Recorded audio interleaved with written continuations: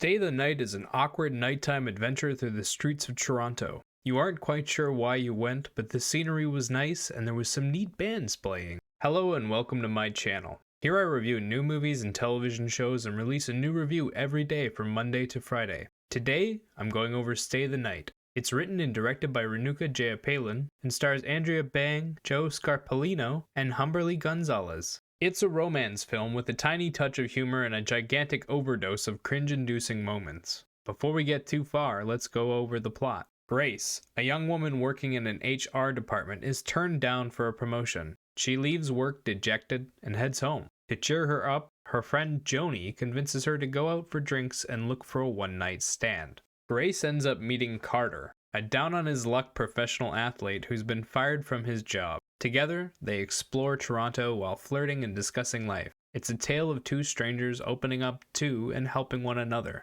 Visually, this film is enjoyable. It's got a ton of different sets and shooting locations to take in. Grace and Carter hop from one place to another, and each time we get a vibrant new setting to enjoy. Restaurants, bars, clubs, a skating rink, and even a swanky hotel. The cityscape shots of Toronto are also neat to look at. On top of the scenery, there's a pretty decent mix of original music in Stay the Night. There's always something playing in the background or directly over the scene, and it's always fitting for the mood. It livened up the atmosphere a lot and kept me interested during the lulls in the writing. The cast does a great job of portraying their characters even if they don't get a lot of screen time. Most of the cast doesn't get more than a few lines and a minute or two of screen time. The lion's share of that goes to Andrea Bang and Joe Scarpellino. Andrea Bang is the inexperienced, straightforward, and incredibly awkward Grace. She fumbles her way through the opening conversations and masters the art of making everyone in the room want to look away. She opens up a little during the middle portions of the film, and during these parts has decent chemistry with Carter.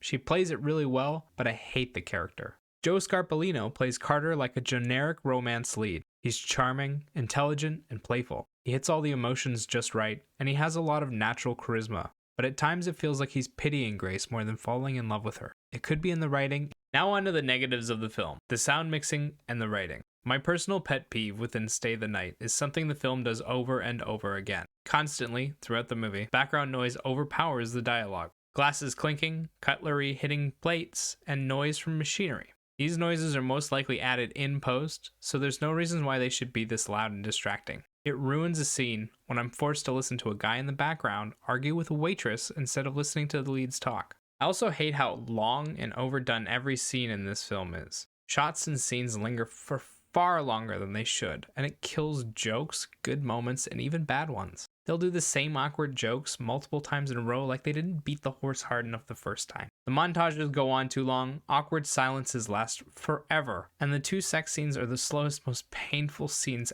ever. I literally had to leave the room during the first one because I just wanted to scream at Grace. Have some agency in your life, woman. Sheesh. The first 30 minutes are slow and painful to get through.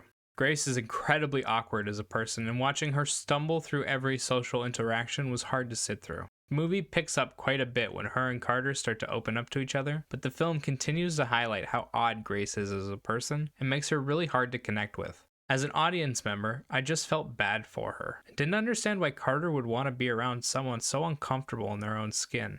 This movie is 2/3 awkward teenage drama and 1/3 romance story. The romance parts are decent and worth watching if you can make it through the other 60 minutes of cringe. 6 out of 10.